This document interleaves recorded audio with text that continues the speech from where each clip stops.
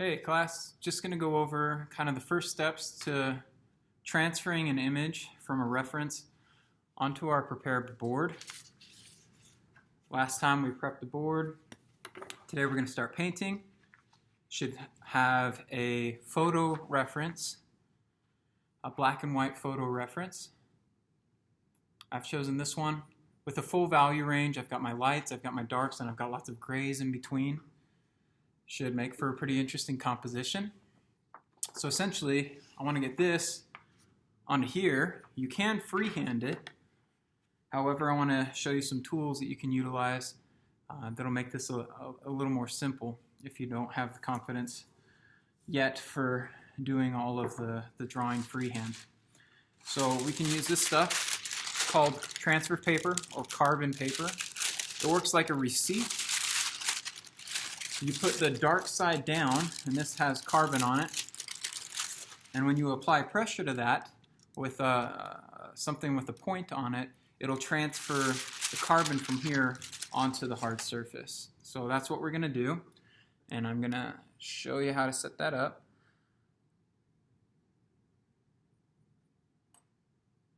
Okay.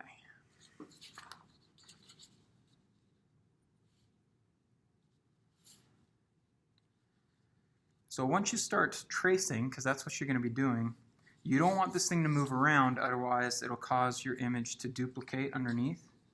So to keep this thing from moving around, I'm going to go ahead and tape it down.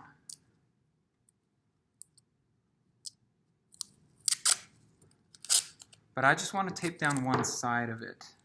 I'll explain why. I want to position this first in a place that I'm okay with it being.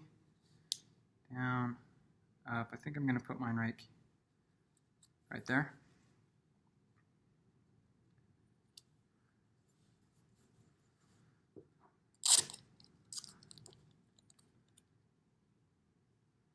And I'm really just going to tape one side of it. That'll keep it from moving around.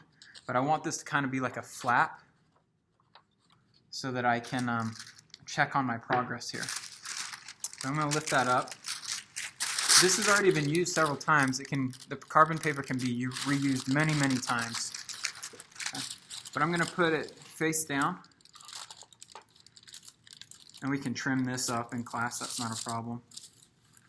Dark side down, and then I'll put the image over the top of it like so. And then I can use a pencil or a pen, but a pen will leave marks. I like using a mechanical pencil because I can just push the lead in. It's my nice Princess Belle one. I can push the lead in, so I still have the point, but without the lead drawing all over the place. And I want to add a fair amount of pressure to it.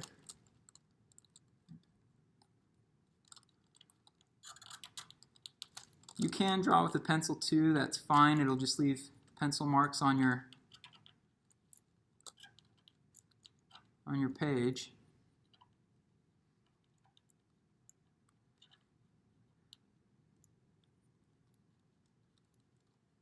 The more detail you have, the clearer your image is going to come out.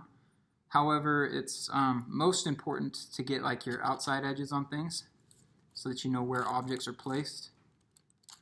You can always sort out inside details later.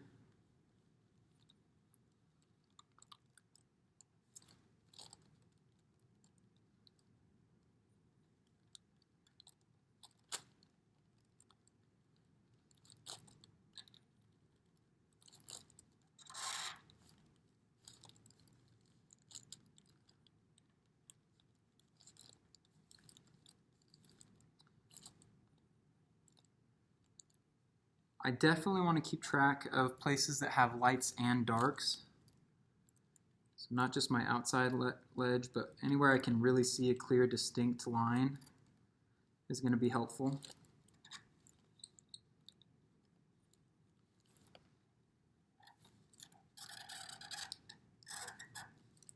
Squeaky.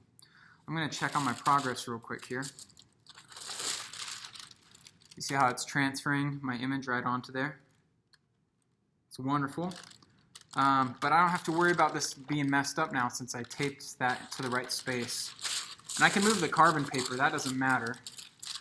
It doesn't matter if the carbon paper is lined up. to where it was before. Okay. Here's the top of my cup right here. I chose an object with lots of variations and lots of detail because I wanted to choose something that I would be interested in.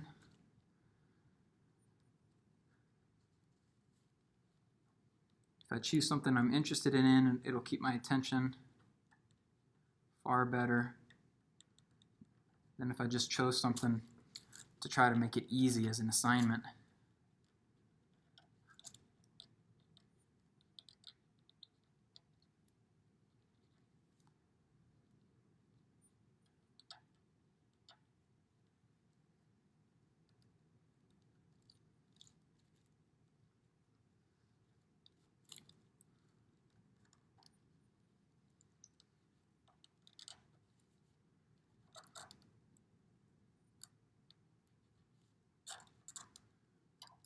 The more details I get in my tracing, the easier the next step will be because I can see everything clearly.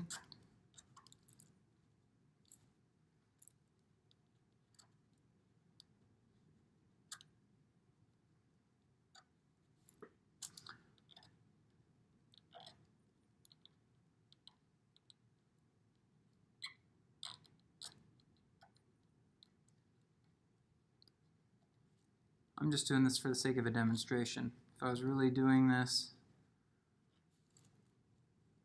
accurately, I'd be going more carefully, more slowly.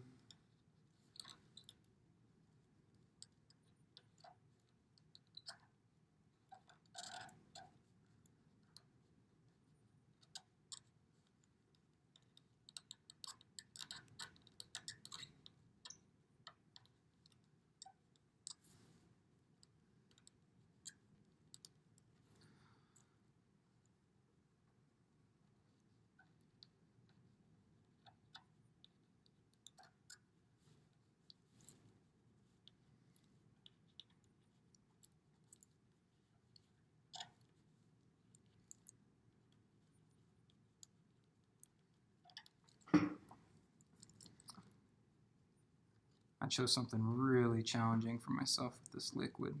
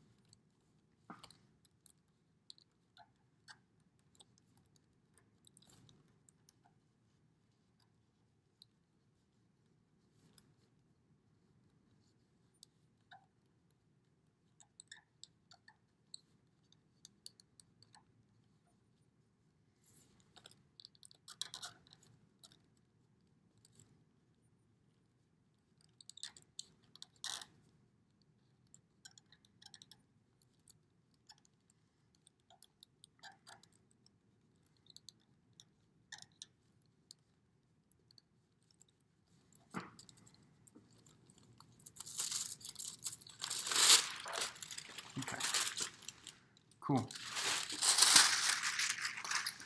So in the next steps, I took that off, now I can't really trace anymore. In the next steps, I'll be taking paint and I want to value match.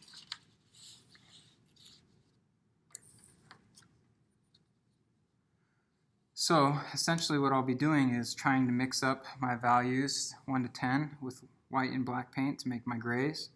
But then I'll just go in and for each area I'll go, yep, that's a value 2 right there. And I'll find that place, and in that section I'm going to paint in that section to match the value there. It's very helpful to have one of these near this edge.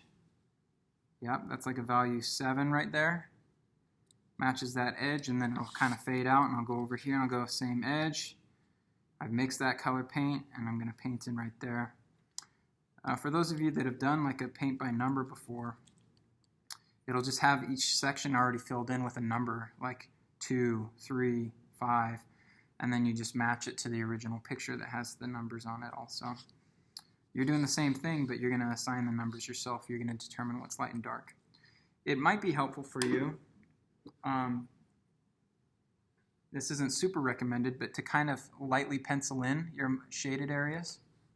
It's not great because it can flake underneath with a pencil, but it can help you to kind of keep track of things.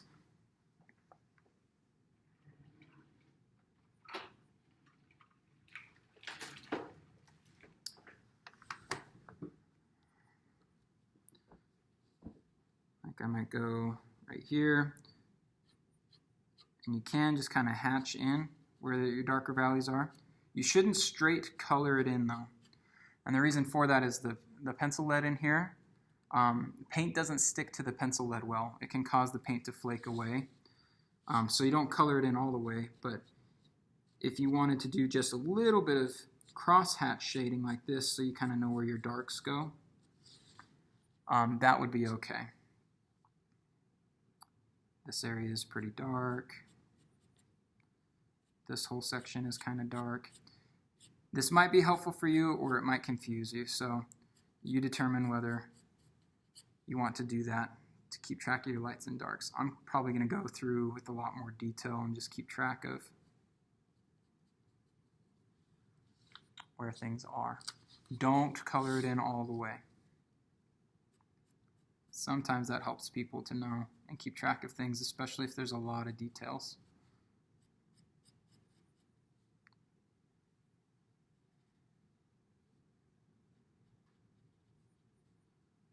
It's kind of a mid-tone. That's dark.